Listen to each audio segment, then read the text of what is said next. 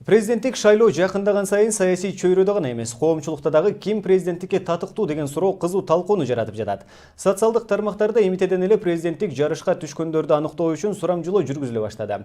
Азырынча кимиси татыктуу экендигин билүү кыйын. Анткени элдин азыркы пикири президенттик шайлоо жақындаганда такыр башкача өзгөрүп кетиши мүмкүн дешет серепчилер. Биздин кабарчы социалдык түйүндөгү сурамжылоо менен элдин пикирин билип көрдү. Президенттик жарышка катышууну расмий билдирген азырынча 4 гана талапкер болду. Ал эми четте көз салып, өз убагын күтүп отургандар аз эмес дешет серепчилер. Бирок азыртадан эле социалдык түйүндөрдө президенттикке татыктууларды аныктоо үчүн сурамжылоо жүргүзүлө баштады. Алардын бири белгилүү дарыгер, нарколог Жеңишбек Назаралиев Кыргызстандын болочок президенттигине кимиси татыктуу экендигин билиш үчүн интернет аркылуу добуш жүргүзгөн. Анын жыйынтыгында Өнүгүү прогресс фракциясынын лидери Бакыт Төрөбаев үчүлүккө илинди. Ал эми Фейсбукта элита сатирасы Бакыт Төрөбаев менен Адака Мадумаровдун кимиси татыктуу экендигин билиш үчүн интернет добуш жүргүзгөн. Бул таймашта дагы Бакыт Төрөбаев алдыга озуп чыкты.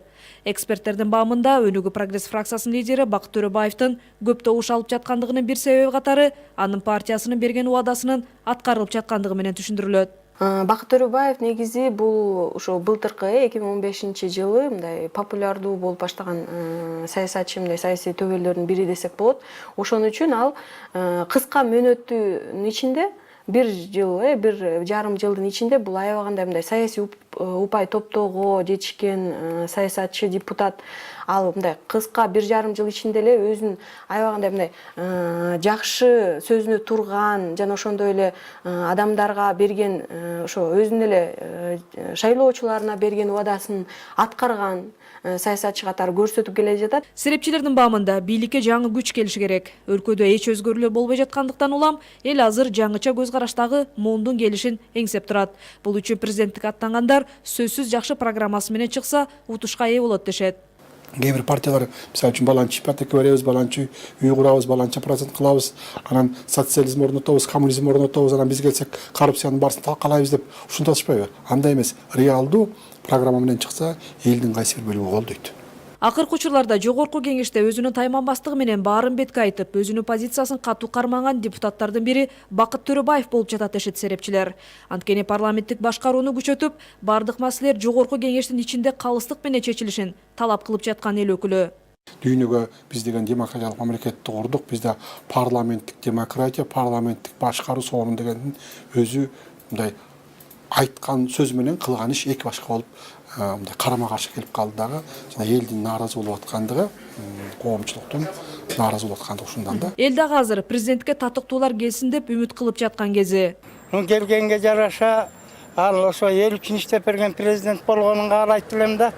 Элге таанылган адамдар болсо жакшы болот эле да. Себеби эл тараза да билет да.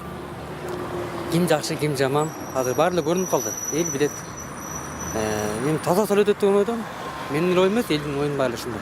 Бакыт Төрөбаев оңдогон заводдорду жана ишканаларды курган өндүрүшчү гана эмес, беделдүү саясатчылардын бири катары президент болууга бардык мүмкүнчүлүктөрү бар дейт серепчи Бакыт Бакетаев. Кыргыз эли чынында эле Бакыт Төрөбаевдин нече жылдан бери коомдук ишмердүүлүгүн эл угуп жүрөт, жана кээ бир программалары чынында эле эл үчүн айрыкча ошо айыл жергесине абдан чоң таасир этип атат. Ошон үчүн Бакыт Төрөбаев бул баягы жергиликтүү деңгээлден азыр республикалык деңгээлге өсүп, бул ошо кандидат болгонго саясий жагынан, экономика жагынан, башка жагынан көз караштары, программалары көп биздин баягы жарандарыбызга жагат деп ойлойм да мен. Социалдык түйүндөр аркылуу жүргүзүлгөн сурамжылоо менен элдин пикиринде реалдуу делген 3-4 талапкердин ысымдары атала баштады.